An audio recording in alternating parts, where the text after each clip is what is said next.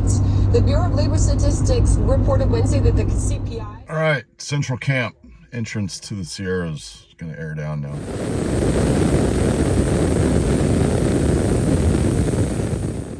Okay, here's a view of Bass Lake from the Central Camp side.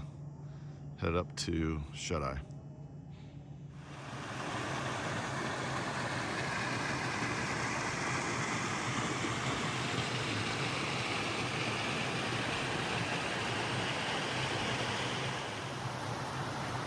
So just out here exploring. I'm probably a half a mile past, or I should say northeast of Whiskers Camp on the east side of the road.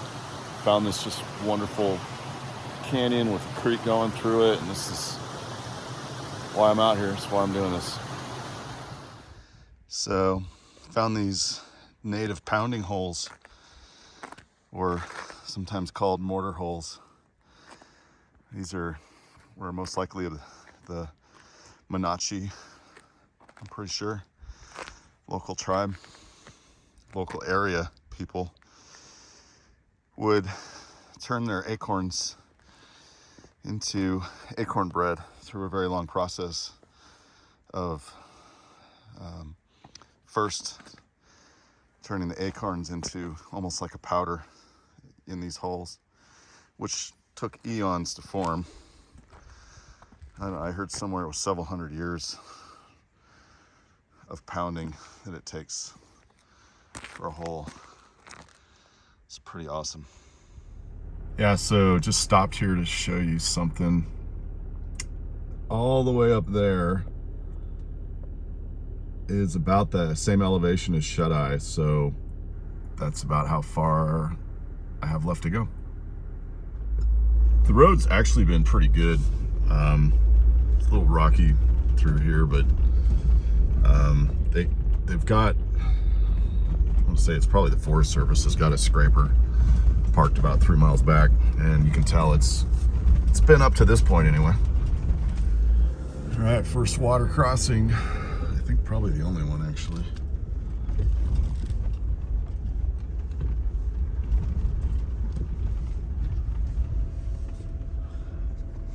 It's either dinosaur bones or a pipe.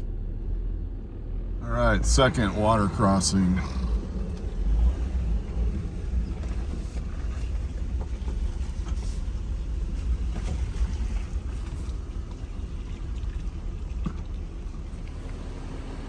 How cool is this?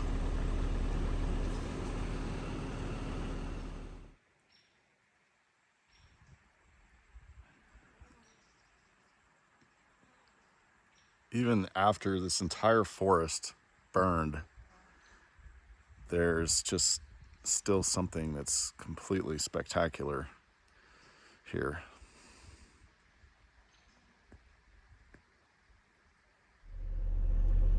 So I've been following the temperature all the way up as it's been heating up outside. I've just been getting higher, and the temperature's been staying right about 68 degrees or so. It's kind of cool.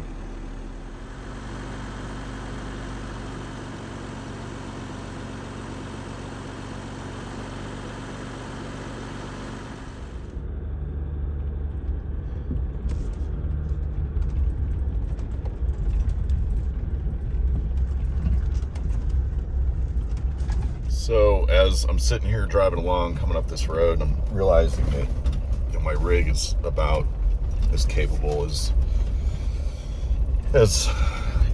almost, I would say, as it could get. Certainly, it's all relative, but so when I think about the limiting factor out here, really, the limiting factor is me, and I'm a victim of what I don't know that I don't know. It's essentially life anyway, with experience, but questionable as to whether or not I should be coming out to places like this alone. But you know, not everybody has a schedule that's conducive to being able to do this, and I don't all the time either. It's just right now I do, so why not take advantage of it? But anyway, just some insight I'm getting as I'm driving along out here. Way Shuteye Peak.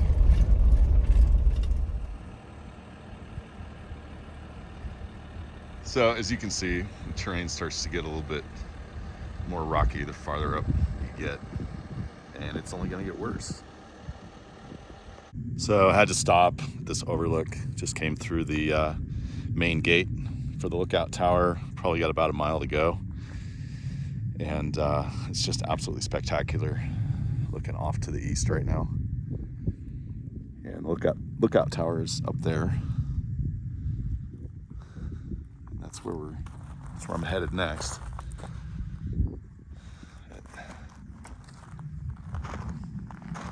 Only in a Jeep or a side-by-side or a Hummer or something equally as capable.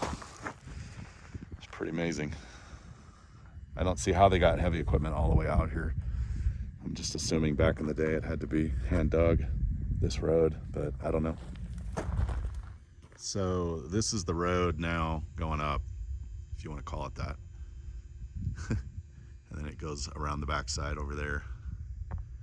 It's pretty cool. Just, came from down there, and hard left turn, and it takes you up here. You get an idea for the terrain, get a feel for it. Yeah, so I only hit once, and of course it was on the rear center diff. So area. So yeah, I should get a diff cover. It's not bad though. It didn't do anything. Just a mental reminder that I need a cover. But yeah, didn't have to do lockers, nothing. Just four-wheel drive high, sway bar off, and that's what worked for me. The terrain up here is really pretty amazing. I don't know what this rock is called, but I think I just want to name it Staircase Rock, because everywhere you look in all directions, it's stairs. Yeah. So, note to self, mount a GoPro next time, because it's hard to drive with one hand. And trying to pick a line out here that's going to work. I think I need to go up, or else I'm not going to fit. Yeah, what I'm going to do with the phone, maybe that'll work.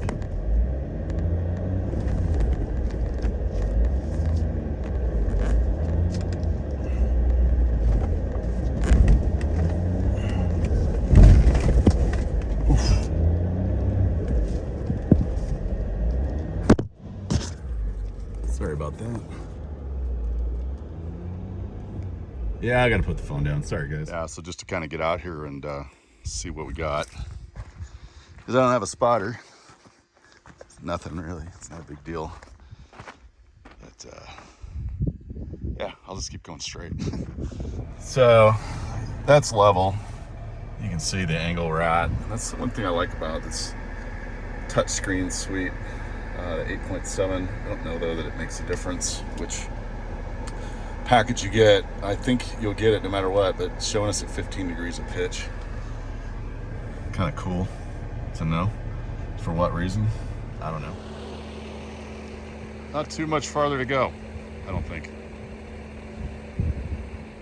All right, well, here's my first glimpse of Shuteye Peak. Right here. Lookout station, that is. And it's currently 11:15, 66, actually 68 outside. I want to say I started, I don't know, probably 8 o'clock, but I've been taking my time. So since I'm probably not going to do as much video on the way back, even though I'm taking another route, if I see something that I think is interesting, I'll definitely capture it. But in the meantime, here's just a quick panorama of what it looks like up here. I want to say it's like 8,100 feet up here. And yeah, it's amazing. You literally can just see forever. It's pretty cool. So this is just a real short distance from the lookout, and it's somebody's grave. There's a plaque here. Samuel J. McFarland. is the lookout here until 1929. And it's awesome. He's able to remain here.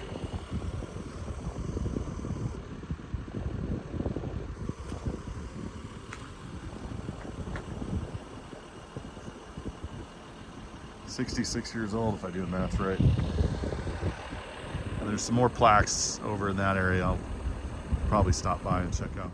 Just parked because I want to show you guys the plaques that are up here. The tower's right there.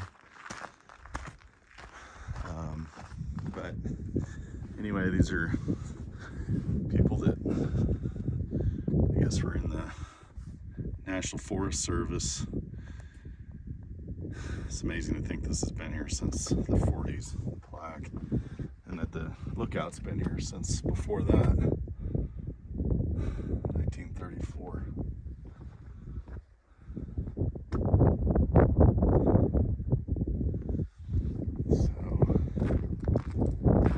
Looks like there's 5 plaques. This is the 4th one.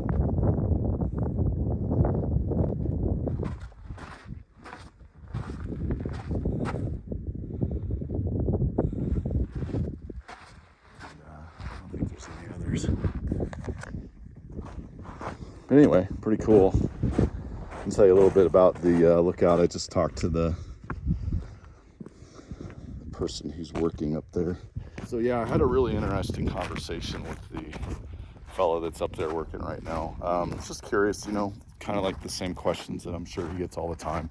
How long are you up here for? He does 12 on and 2 off. And he lives right down here, so it's not too far from home. He uses a Kawasaki Mule side-by-side to get up here. And he says it's not that bad. He's got his lines and everything that he drives on. It's not lifted. It doesn't have bigger tires. It's just a stock utility mule. Yeah, his hours are 9 to 5. I guess he takes an hour lunch in there somewhere. But that's when he checks in and checks off. And then I guess he's always on call. So if something happens, obviously, he's up here if, you know, he's needed. Brings in all of his own food, has a little TV, tries to do as much solar as possible, has a propane refrigerator. I didn't ask about the bathroom situation. I would assume it's anywhere, but it's probably not legal in California anymore. So I'm sure he probably just, you know, takes it out in a bucket or something, who knows. But anyway, as far as like seeing animals, never really sees anything. Maybe a deer or two, maybe an occasional bear, mostly just ravens and hawks is what he said, chipmunks. Place gets pretty busy on the weekends. I'm glad I came up here on a Friday because he counted 80 vehicles last week, which is just astounding considering how small an area that is up there and just how, I'm sure, you know, 1-lane road all the way through, how backed up everything gets. So I'd say if you're going to do it, definitely do it during the week. And if it's during the week, don't do it on a holiday, that's for sure. But it's a spectacular view once you get up here. It's a great drive to get up here. And yeah, just really happy that I did this. So yeah, if I think of anything else that the lookout told me, I will definitely pass that along. And I'm starting the trip down. If I see anything interesting, I'll point it out. So here comes that part. So almost due north and about, oh, I don't know, maybe a mile or so from the lookout station is this campground. And so I am going to go check it out, maybe find a place to close my eyes for a little while and eat some food in the shade. Not a whole lot of shade up by the tower. So let me go check this out. Set up here in the shade of a really big pine tree, and at this point I'm just gonna hopefully get a little nap in and just kind of eat some food and relax. Yeah. You can see in the distance there's a forest fire, and when I was talking to the lookout agent, if you will, up there. He was telling me that it was started by lightning, either last night or within the last couple nights. So just interesting to see. It's not coming this way because the wind is blowing in the opposite direction, but at night it could creep this way, I would think, because the wind shifts sometimes. Well, this is probably the closest I'm going to get to that fire. I have no idea what the name of it is. It seems like it started since I got here, because definitely didn't see the plume when I came up this way. So again, there's the grand staircase rock, as I call it. But anyway, yeah, the wind is actually blowing that way, so not really concerned at all, but it just sucks to see another fire. There we go. Bay Shore turnoff. That's what I'm trying to show you. So normally Central Camp, you'd go that way, come out on the east side of Bass Lake. Obviously Shuteye, where I just came from. So now what I'm gonna do is turn all the way around and go to Bay Shore. Come out about the middle part of Bass Lake. And that's this road.